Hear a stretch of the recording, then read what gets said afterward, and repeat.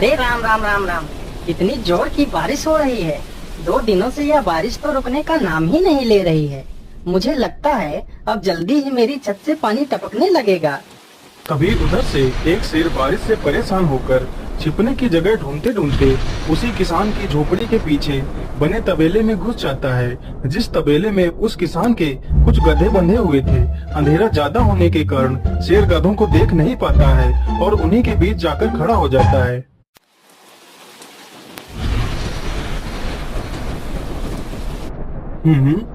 यहाँ से तो किसी मनुष्य की आवाज आ रही है। चलो चुपचाप बैठा रहता हूँ, जैसे ही यह आदमी मेरे करीब आएगा मैं इसे खा लूंगा। हाय हाय हाय, यह बारिश कब रुकेगी? ऊपर से यह टपका भी आ गया। अब मैं क्या करूँ? इस टपके से कैसे बचूं? इतना तो डर मुझे शेर और बाघ से भी नहीं लगता है जितना डर मुझे इस टपके से लगता है। अरे यह टपका कौन है? मुझे लगता है यह टपका तो मुझसे भी ज्यादा खतरनाक है। अभी तो यह आदमी शेर और बाघ से ज्यादा इस टपके से डर रहा है। चलो जल्दी से मैं यहाँ से निकल लेता हूँ, नहीं तो कहीं टपका ने मुझे देख लिया तो मेरी खैर नहीं। ओहो, अब मैं इस टपका से कैसे बचूं? चलो जल्दी से मैं अपनी मौसी के घर चला जाता हूँ।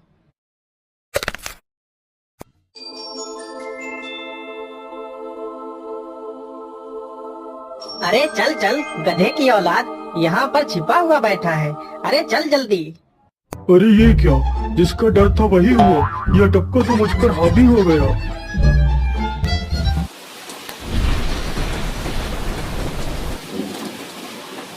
कैसे बचूं? कैसे बचूं? इस टपका से मैं कैसे बचूं? हे भगवान मेरी सहायता करो, मुझे इस टपका से बचाओ। मैं आज के बाद किसी प्राणी को नहीं मारूंगा।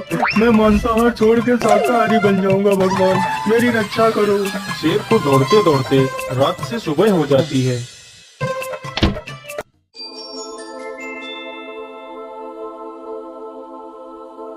अरे देखो देखो, यह तो शेर की सवारी कर रहा है। अरे हाँ, सच में ये तो शेर की सवारी कर रहा है। इसे तो डर भी नहीं लगता है। अरे उधर तो देखो जरा, यह आदमी कितना बहादुर है। यह आदमी शेर की सवारी कर रहा है। जिस शेर को देखकर हमारी धोती आगे से गीली और पीछे से पीली हो जाती है, यह तो उसकी सवारी कर रहा है।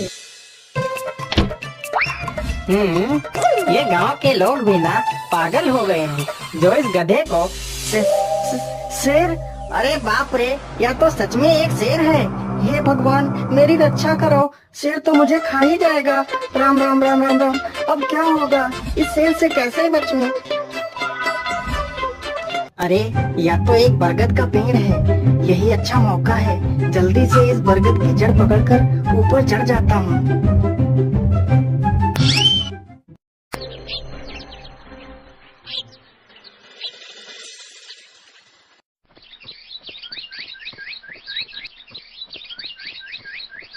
अरे शेर भैया, तुम इतनी जोर जोर से भागते हुए कहाँ जा रहे हो?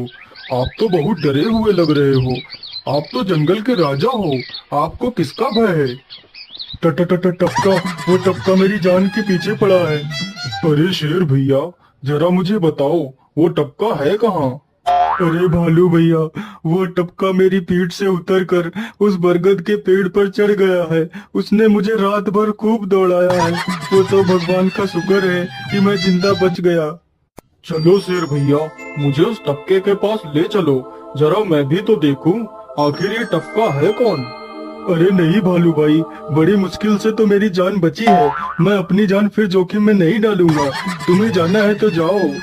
अच्छा ठीक है शेर भाई, तुम यहीं रुको, मैं अभी बरगद के पेड़ पर देखकर आता हूँ आखिर ये टपका है कौन। जाओ जाओ बच्चों, जब वो टपका तुम्हारे ऊपर हावी होगा तो पता चलेगा। अरे कहाँ है यह टपका जिसने राजा जी की हवा टाइट कर दी? चलो इस पेड़ पर चढ़कर देखता हूँ। अरे बाप रे बाप, शेर क्या अकेला कम था, जय भालू भी आ गया। मुझे लगता है कि आज मेरी मौत निश्चित है। भालू पेड़ पर उल्टा होकर चढ़ने लगता है। तभी किसान और तेज से कांपने लगता है। कांपने की वजह से किसान के हाथ से छड़ी छूट जाती है और उल्टा होकर चढ़ रहे भालू के पिछवाड़े पर जा लगती है। भालू धड़ाम से जमीन पर गिरता है।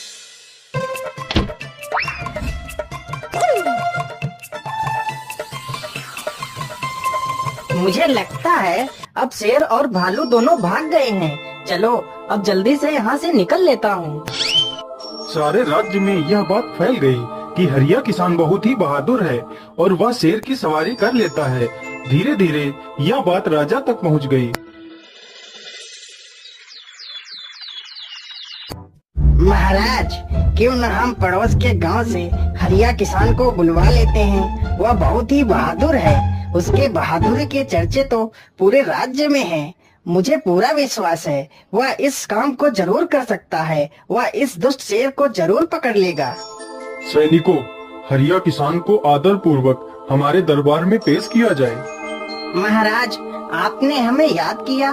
बताइए क्या बात है। मालिक, हमसे कोई भूल हो गई क्या मालिक? नहीं नहीं हरिया, तुमसे कोई गलती नहीं हुई है। यह कुछ लोग पड़ोस के गांव से आए हैं। इनका कहना है कि इनके गांव में कोई दुष्ट शेर आ गया है जो इनके पशुओं को उठाकर ले जाता है और उन्हें मारकर खा जाता है। हमने तुम्हारी बहादुरी के बहुत सारे किस्से सुने हैं। तुम बहुत ही बहादुर हो, इसलिए मैं तुम्हें उस शेर को पकड़ने की यह जिम्मेदारी सौंपता हूँ। अरे बाप रे बाप, उस बार तो मैं शेर के हाथों बच गया था, लेकिन इस बार मैं नहीं बचूंगा। अगर मैंने महाराज को सच सच बता दिया तो झूठ बोलने के जुर्म में मुझे फांसी पर ही चढ़ा देंगे। अरे हरिया, तुम मन ही मन क्या बड़बड़ा रहे हो? कुछ नहीं महाराज, कुछ नहीं। मैं सोच रहा था कि मैं शेर को कैसे पकड़ूं। ये लो हरिया, कुछ स्वर्ण मुद्राएं रख लो, ये तुम्हारे काम आएंगी। क्या करूं, कैसे पकड़ूं उस शेर को? ये महाराज ने भी मुझे कैसी दुविधा में डाल दिया है। क्या करूं, क्या करूं? हाँ, मिल गया। फिर हरिया बाजार से एक रस्सी और एक जाल तथा एक बकरी खरीद कर लाता है। चलो जल्दी से, मैं यहाँ पर एक गड्ढा खोद देता हूँ।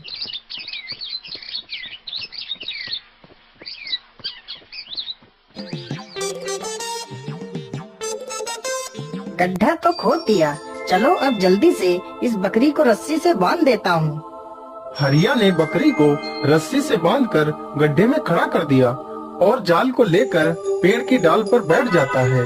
थोड़ी ही देर बाद जब बकरी को भूख लगती है तो वह चिल्लाने लगती है। अरे, यह तो बकरी के चिल्लाने की आवाज है, लेकिन यह आवाज आ कहां से रही है? आसपास तो कोई नहीं दिख रहा है। मुझे लगता है यह आवाज उस पेड़ के पास से आ रही है। चलो चलकर देखता हूँ।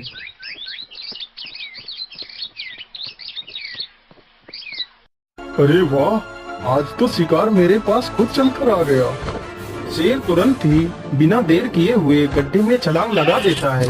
तभी किसान तुरंत ही बकरी को ऊपर खींच लेता है और जाल को गड्ढे के ऊपर गिरा देता है। शेर गड्ढे में ही फंस जाता है। यह देखकर गांव के सभी लोग बहुत ही खुश हो जाते हैं।